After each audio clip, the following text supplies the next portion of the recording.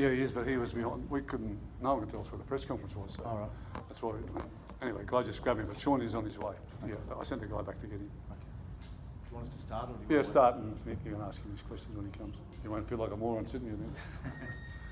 Mate, how would you compare that to other rugby league occasions you've been a part of? Oh, I loved it. I personally loved being here. It was what I'm proud of our game, and anywhere in the world I could take it, I'd take it. And the other part for me that was really special was the players wanted to be here. There was not one player that did not want to be here. It's not a very open game as well. It was a great advertisement made for a new market. Yeah, it was. Footy was great. There were some big hits, a few arguments, a few disagreements. A pretty typical afternoon in rugby league, and both sides gave a lot. The oxygen or the atmosphere got to them a bit. The altitude. Obviously, earlier there they were really struggling both sides, but they worked through that, and at the end of the day, it didn't become an issue for them. In some respects, it added to the spectacle as they got fatigued. A few more tries. Yeah, that's true. Yeah. But we played football both teams, and I thought it was played in a pretty good spirit. It's a test match. But no matter where you play a test match, the players are going to give their best. So I thought they did that. Any concerns at 12-0 down, Wayne? Yeah, it was at 12-0 down, and we were struggling. And they were playing all over us, so we were just trying to get into the game. And we had a try disallowed with Sam, which I thought was with Tom rather, which was fair. The decision was right, but I just thought we needed to score that to get a bit of confidence, and we didn't. But they, to their credit, they're really gutsy guys. They stuck at it and got themselves back in the game. What about the performance of Sam Burgess to play 80 minutes in these conditions? Well, that's because I didn't take him off. That's why. So what about that? I don't think he wanted to be there for 80, but I thought he needed to run. He's such a big look. We were struggling with interchange because got a couple of injuries and the conditions, and the guys in the middle were really struggling. He was on the edge, so I thought he was smart enough to pace himself and keep himself out of trouble and get his breath back when he needed it, and he did that. So I just didn't have the numbers to replace him, to be honest with you. Did you ask him to do that before the game? I wouldn't say that to him. I would have scared him. No, I didn't ask him before the game. But he always asked me, and I just kind of mumble around and beat around the bush sometimes because I don't know. You just don't know in a game how long you will play a guy for sometimes. What I do know is he can get through. Like there's other players in the team that won't get through what he got through today. He's a pretty tough guy mentally and physically. He's outstanding. Mate, did J.K. Connaughton want to change the game?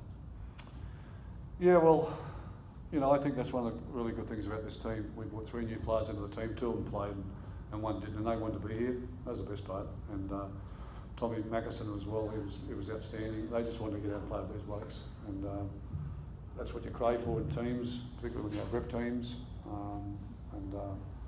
They felt very welcome, or made feel really welcome by their teammates here this week. And he was very good, Jake.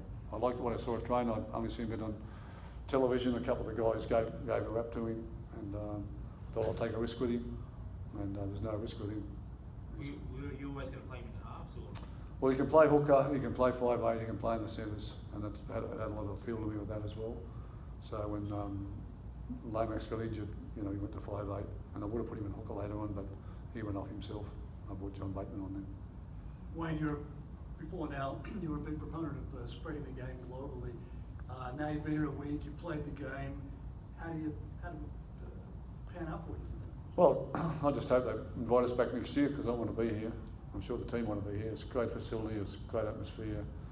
It's my 3rd time I brought teams here. I brought Queensland here in '87. I came here with Australia in 2004. It's the best presentation we've ever done. It was the best crowd we've ever had. And I just don't want to leave it behind like we left the other years behind and walked away and didn't come back. And we've got to come back.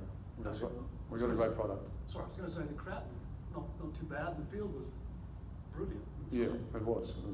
I just thought it was a great atmosphere. I came down to the sideline there in the last 5 minutes and I couldn't believe the atmosphere down there. And and the vision down close to the field was exceptional. That you could see the hits, you could see the guys in their state of exhaustion. You could see everything goes up pretty high, so you don't get to see that up there. You get to see the game.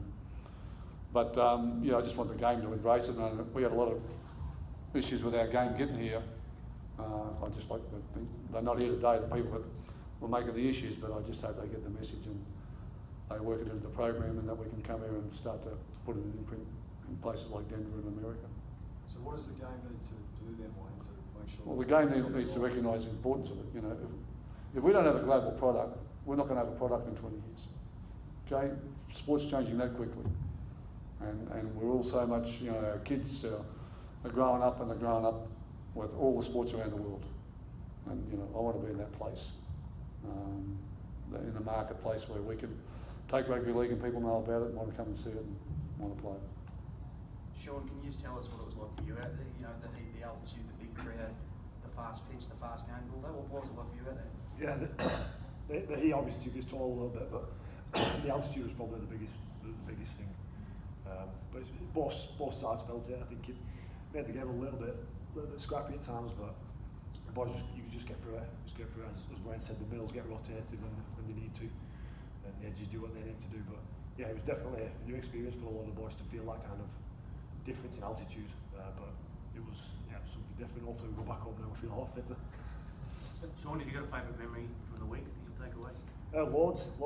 It's been the game, coming here playing a game at the stadium, and as Wayne just said, though, then the atmosphere around the place was brilliant. It might not have been full, but you could feel a real good atmosphere from the touchlines. And as you said, the crowd were right on top of you, and they seemed to enjoy it as well.